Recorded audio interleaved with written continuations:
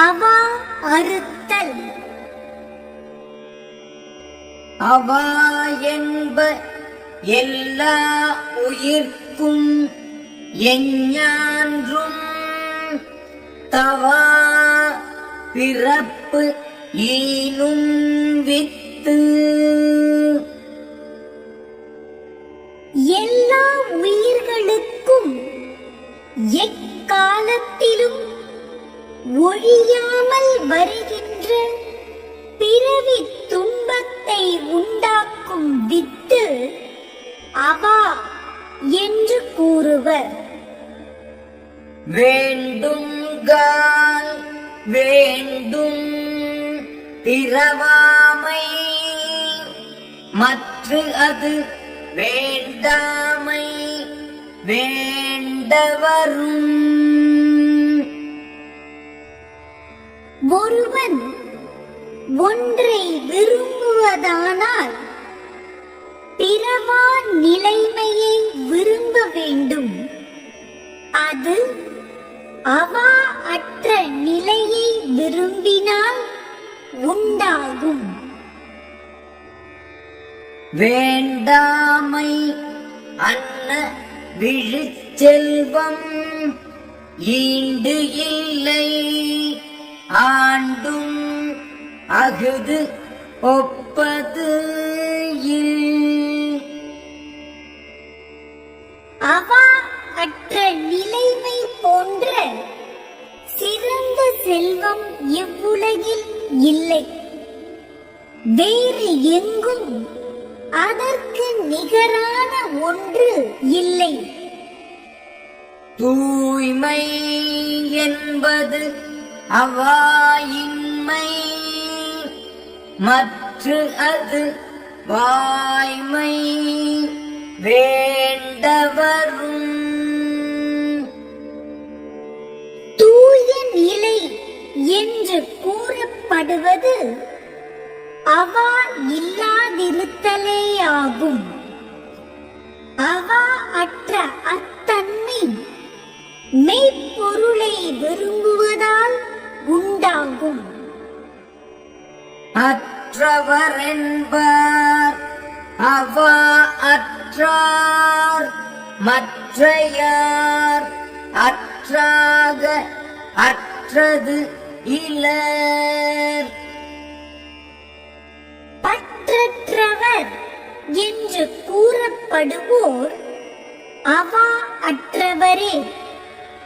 அவா அறாத மற்றவர் அவ்வளவாக பற்று அற்றவர் அல்லர்.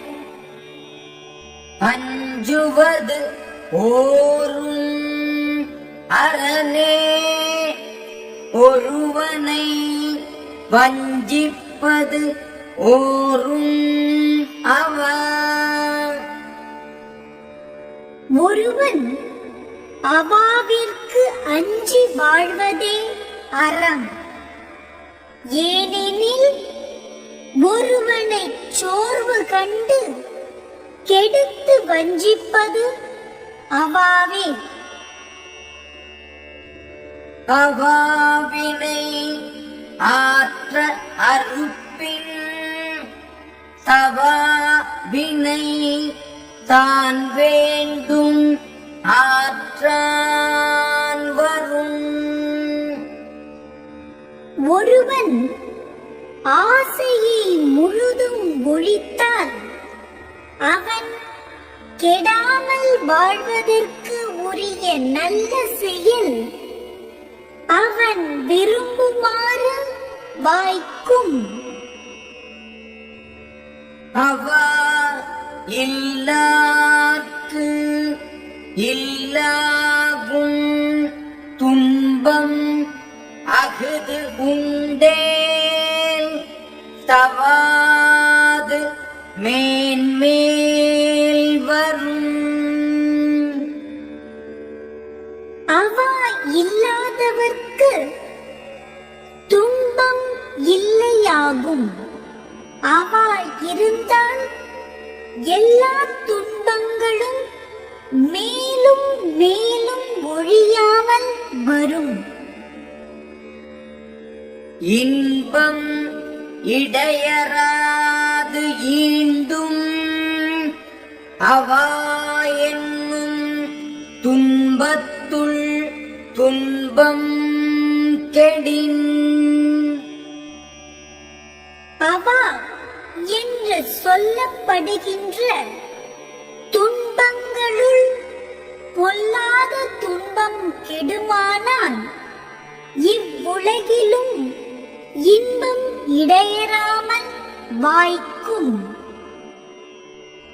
ஆராயியற்கை அவா நீப்பின் அந்நிலையே பேரா இயற்கை தரும்.